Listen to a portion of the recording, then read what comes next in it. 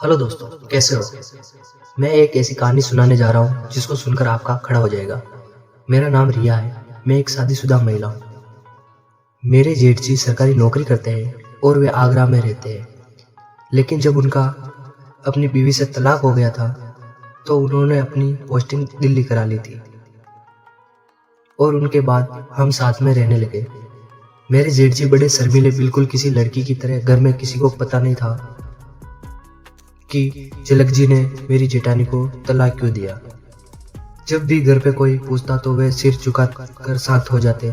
मेरे अंदर भी यही इच्छा थी कि जानने की कि आखिर जेठ जी ने मेरी जेठानी को तलाक क्यों दिया।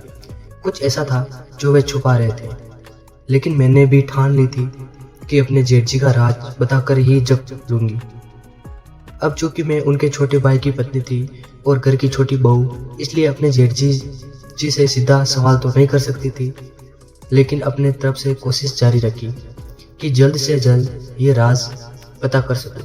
लेकिन जेठ जी दिखने में बहुत मासूम और स्वभाव में उतना ही सीधे साधे थे। मुझे विश्वास नहीं होता था कि ऐसे व्यक्ति को भी कोई तलाक दे सकता है। अगर मेरे पति ऐसे होते तो मैं उन्हें कभी तलाक नहीं देती। अब अपनी तलाक के बाद जेठ जी को दिल्ली रहते हुए 2 महीने से ज़्यादा का समय गुजर चुका था और धीरे धीरे मैं भी उन्हें समझने लगी थी।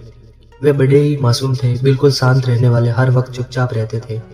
उनके सामने कम ही जाया करती थी, लेकिन एक बार मैं मिली थी कि जब उनके पास होती तो जेठ जी सिर झुका लेते, जैसे मेरी आंखों में उन्हें देखने की हिम्मत ना हो, जैसे वे मुझसे डरते हो। हालांकि जेठ जी जैसे दुबले पतले शरीर और मर्तक को मेरे जैसे ताकतवर औरतों से डर लगने की जरूरत थी, लेकिन उन्हें पता था कि मैं उनके साथ कुछ भी बुरा नहीं करूंगी, और उनके बावजूद भी वे मेरे सामने इस तरह सिर झुकाए खड़े रहते जैसे मुझसे बहुत डरते हो।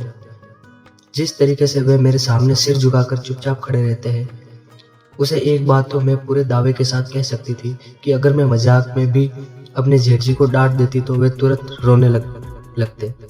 लेकिन इसके साथ मुझे ये भी आश्चर्य होता कि एक मर्द होकर जेठ जी ऐसा क्यों करते हैं। ये बात मैं समझ नहीं पा रही थी। फिर एक दिन कुछ ऐसा हुआ जिससे मुझे हैरान हो गई और जेठ जी के सारे राज खुलकर सामने आ गए। एक बात आपको सच बता दूं कि मुझे अपने हुस्न पर काफी गर्व था। घमंड भी मुझे अपनी जवानी पर जानती थी कि किसी भी मर्द को मैं अपने हुस्न के जाल में फंसाकर उसे अपने कदमों में झुका सकती हूँ। अगर चाह दूं तो कोई भी मर्द मेरा कुत्ता बनकर मेरे कदमों में बैठ जाएगा। कुछ देर तक मैं अपने पैरों को देखती रही। दोनों पैर में पायल की खूबसूरती मुझे काफी अच्छी लग रही थी, लेकिन इसी के साथ अगले ही पल में जो देखी उस पर यकीन नहीं कर पा रही थी। शीशे में मेरे जेठ जी नजर आ रहे थे। वे मेरे बेडरूम में थे, मेरे पलंग के नीचे छुपे हुए किसी चोर की तरह, और पलंग के नीचे डूब कर बैठे थे। मेरी समझ जेठ जी मेरे कमरे में क्या कर रहे हैं और ऐसे पलंग के नीचे क्यों छिपे हैं। जहाँ से उन्हें देख रही थी वहां से जेठ जी के शरीर का दाहिना हिस्सा दिख रहा था। वे फर्श पर सिर झुकाए हुए चारों पैर पर बैठे थे, बिल्कुल किसी कुत्ते की तरह। उन्हें अभी यही लग रहा था कि वे मेरी नजरों से बचा जाएंगे, लेकिन अब तो मैं उन्हें देख चुकी थी और अंदर ही अंदर कुछ सोच रही थी कि ऐसा क्या करूं जैसे कि जेठ जी के सारे राज मेरे सामने खुलकर आ जाए। लेकिन फिर सोची कि अगर इस वक्त हड़बड़ी ने कुछ की तो फिर सब बिगड़ जाएगा। यह सोच रही थी कि अपनी हरकतों से जेठ जी को चौंका दूं, लेकिन मैं गलत थी, क्योंकि जेठ जी खुद अपनी हरकतों से मुझे चौंकाने वाले थे।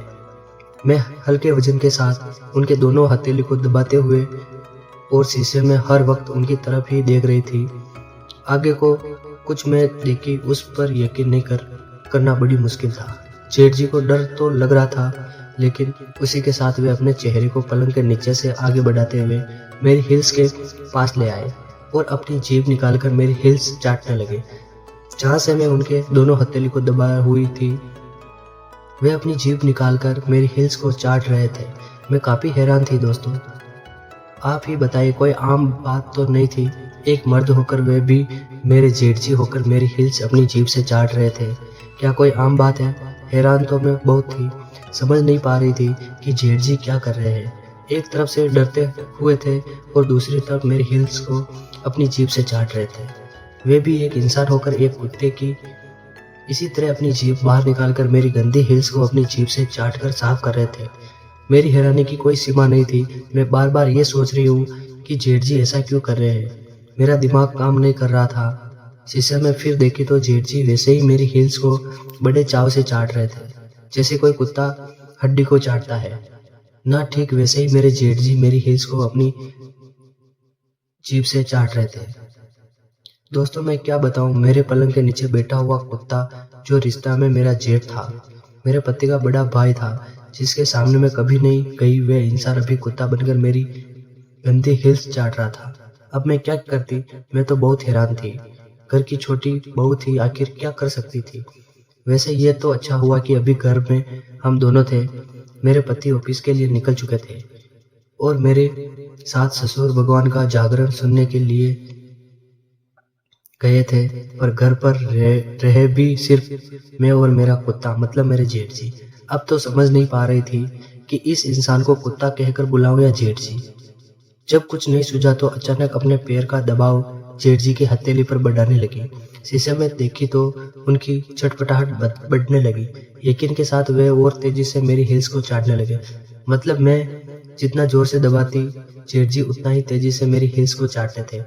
अब आप ही बताइए दोस्तों, क्या ये किसी इंसान के लक्षण है? नहीं, ये तो कोई कुत्ते के ही लक्षण हो सकता। तो क्या मैं अपने जेठ जी को कुत्ता मान लूं? तो आप कमेंट में जरूर बताएं और चैनल को सब्सक्राइब जरूर करें।